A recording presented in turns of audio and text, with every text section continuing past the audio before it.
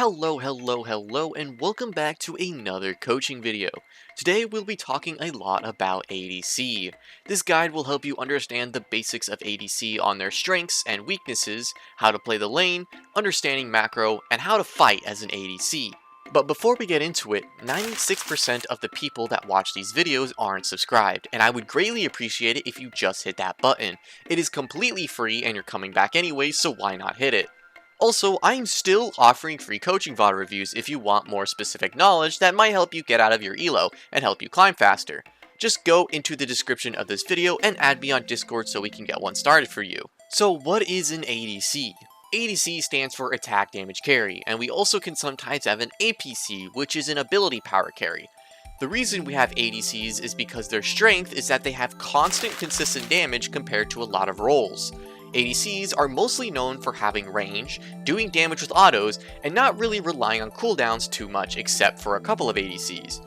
So they are very consistent with their damage as they just need to click on someone to pump out some numbers compared to a mage that needs to wait for their abilities to start damaging others again. But obviously this role has some major weaknesses. The number one weakness is their squishiness. They have the lowest HP and defenses, and most of the items that they build don't give them the stats like HP, armor, or magic resist. Most ADCs don't have a lot of movement tools either, which makes one positioning error a death sentence for most of them. They are also really reliant on their teammates as they don't have much impact in the game as they can't make stuff happen. They don't have engage to start a fight like many junglers, tops, and supports have. But how can we play around those weaknesses? We can't get rid of all of them, but we can minimize some of them. Let's begin by how we want to play the laning phase. There are three main strategies that you need to know when playing in the bot lane. Do you want to go for kills? Do you want to have lane prio? Or do you want to have an easy farm lane? Some ADCs like Samira and Draven love to have early skirmishes, and being paired with a good all-in support makes it even better to farm up some kills. This can be done by any ADC as long as you want to get a lot of kills early. But how do we make it easier for ourselves to get kills, and when should we look to get some? Let's talk a little bit about some wave management techniques. The first option you have is slow pushing. Slow pushing is the technique where you only last hit minions, making you stack a big minion wave, which can inevitably help you score some kills. But why is that? Well, if you are stacking a minion wave, you are most likely ahead in EXP, and will level up first before the enemy. Also, having a big wave means that if a fight breaks out, your minions will start attacking the enemy, doing even more damage than theirs, as you have more minions. There are also some very important advantages you need to know about if you're going for kills, and that is the level 2, 3, and 6 advantage.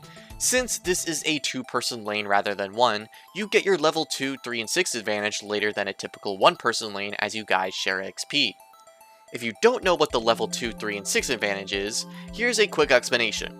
The early levels in League are very interesting, as this is where the biggest power spikes are for most champions. When you get these levels of 2, 3, and 6, you unlock a whole new ability, which makes your champion twice as strong than before. But that is not what makes it an advantage. The advantage comes when you level up before the opponent laner, making you stronger than the enemy as you have one more ability than them. So the question now is, how do we know when we are about to hit level 2, 3, and 6? In order to hit level 2, you need to kill the entire first wave and then kill 3 more minions. To hit level 3, you need to kill 3 waves, and then again, 3 more minions to get level 3.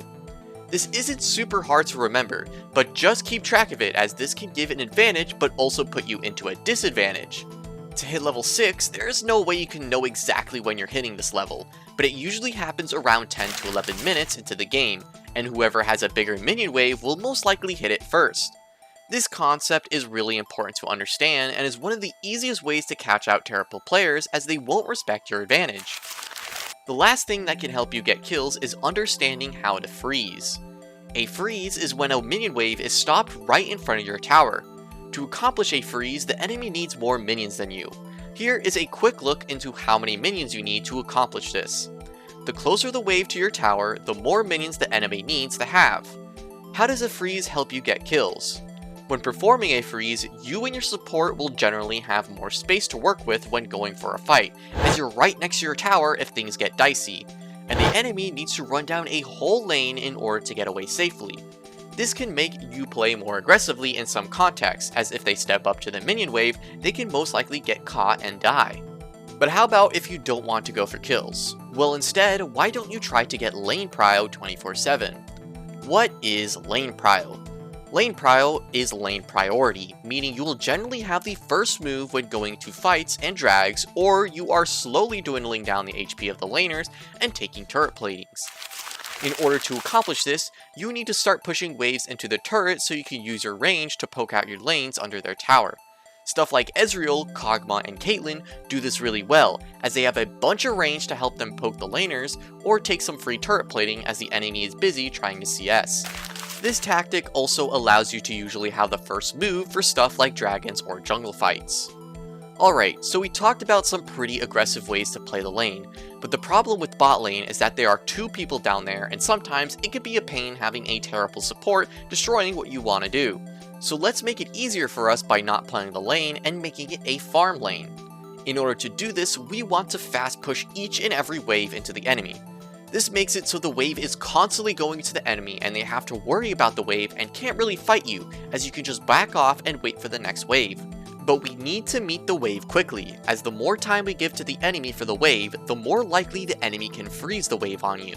So try to meet the wave in the middle, and start using your abilities to shove the wave as fast as possible. Those are generally the three basic tactics used for ADC, and understanding when to use them can really level up your gameplay. But now, laning phase is over, and what is an ADC supposed to do now? So around 15 minutes, mid-game happens, and as an ADC, you are an important part of the game during this period, as your consistent damage can offer amazing teamfight capabilities. But how can we do that if we are stuck bot? This is where we generally want to switch with our mid laner and start heading mid. Try to spot when your mid laner backs, and around this time, either back with them and ping you're going mid, or just ping you're going mid after clearing the wave bot. Why do we even want to play mid as an ADC during this time? Well, as explained before, you are a consistent damaging champion that can have amazing capabilities in teamfights, and being in the middle of the map means you can go into more fights, as you can rotate fast for either drags, heralds, and top or bot fights. But before we move, we need to make sure we get our guaranteed gold and farm the wave and push it into the enemy's tower. We need lane prio. Try to establish lane prio before going for fights. The reason for that is a concept I like to call guaranteed gold versus random chance gold. There are certain things in the game that give you gold that is almost always guaranteed. That is stuff like minions and turret platings. Random chance gold is anything that can go into your favor or not depending on the circumstances. This is stuff like kills in lanes and roams. Before we go for our random chance gold, let us guarantee that we are getting our free gold. So now, you are mid as an ADC, but your mid laner is actually not going to bot, and a wave is not pushing towards the enemy. This is bad macro from the mid laner, as the rule is that you want every lane in the game to push towards the enemy so you can make them lose minions if a fight breaks out, and also if nobody goes for that wave, it will be completely lost. So let's make up for our teammate and head over to bot once we clear mid. But there are important things we need to know when we are going to a side lane.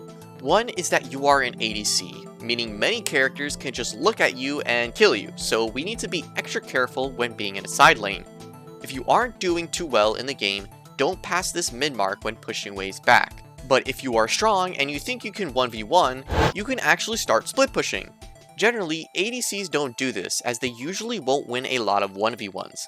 But in certain circumstances, it can happen, and it can be a great way to add pressure on the map. So, we learned some basics on how to play the laning phase and how to play some mid game, but how do we fight as an ADC? This is where we need to understand our strength, which is a weakness for a lot of other champions. Remember, we are an ADC, meaning we have constant consistent damage compared to a lot of champions. So that means we can abuse the weaknesses of champions by punishing their cooldowns. Pay attention to the enemy's use of their abilities and recognize their big threats like dashes, CC, and gap closers that can make your game miserable. Once they whiff these abilities, that is your time to shine, because they are on cooldown, and since your threat as an ADC is always high, you can play way more aggressively as they are waiting for cooldowns. This requires you to be pretty knowledgeable in the game, and it sucks because there is no other way around it as an ADC.